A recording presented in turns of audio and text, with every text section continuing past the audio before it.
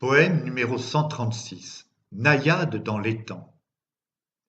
Dans un sous-bois perdu, ignoré des hommes, fréquenté par des mages sagaces et vertueux, seul à s'y promener, ravi de jouir en somme du droit de profiter de la tranquillité des lieux, dans le profond silence, installé au fond des futaies, que rompt, léger et mélodieux, le chant des oiseaux nichés dans les feuillages, dans cette aire enchantée où des sentiers étroits tissent leur magique réseau, il y a, non loin d'une clairière inondée de soleil, où poussent à profusion bleuets et coquelicots, caressés par le vent à chaque aube sans pareille, un coin de paradis où toutes ôtent leurs caraco.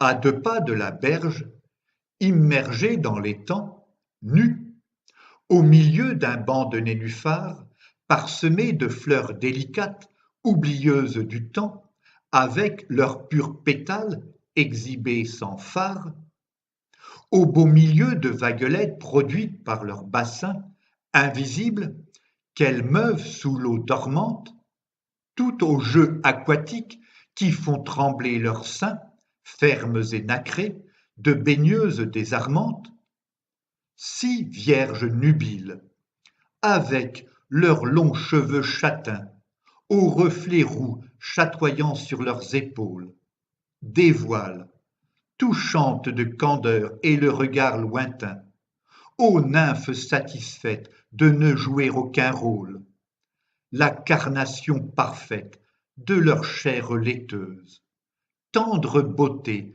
de pucelles impatientes, rêveuses d'abandon, tant leurs émois inavoués et brûlants les invitent à fauter dans ce vert Éden enchanteur, voué à Cupidon. Yeux alanguis, leur petit nez pincé et leurs lèvres suaves, elles se perdent dans le vague de leurs vifs désirs, d'étreintes et de baisers, quand, d'un bon pas et l'air grave, un héros s'approche d'elles, leur donnant à saisir sa main. Aucunement effrayées, et même s'en réjouissant dans leur fort intérieur, troublées par cette mâle présence, soudaine et imprévue, au charisme très puissant, elles tendent leur visage vers lui, l'amant idéal. Ô candide naïade, livrez-vous enfin aux amours coupables, aux joies tempétueuses de leurs rites étranges, aux plaisirs interdits de leurs noirs élans vraiment inoubliables, et sachez vous réjouir de ne plus être des anges. Ouvrez grand vos bras aux tempétueuses passions, elles dévoreront vos cœurs et embraseront vos âmes. Oui, vos sens exaspérés, vos esprits enflammés, livrez-vous en ardents fleurons de votre fugace jeunesse à d'extrêmes jouissances.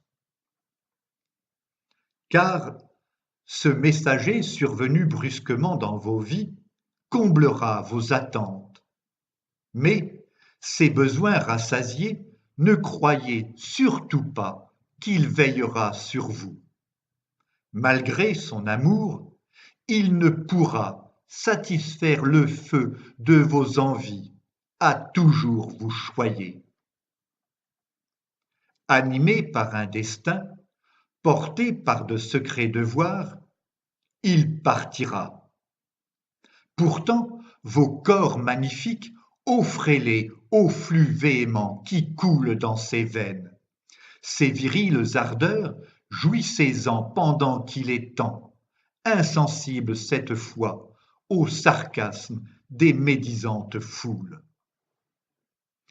Plus tard, votre teint fané, vos traits flétris, tous vos charmes évanouis, ravagés par l'âge, demeureront douce consolation, ces poignantes images, au fil des ans jusqu'à l'heure de la mort, enfouie, à jamais évocatrice de vos passés, riches en initiations.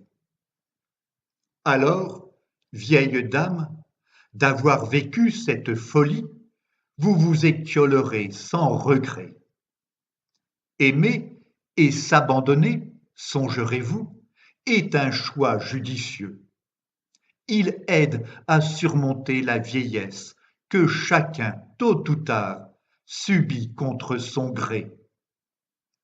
Et vous sourirez, sûr de le revoir, en attente de vous, ô cieux. Poème écrit par Philippe Parrot entre le 7 et le 9 novembre 2015.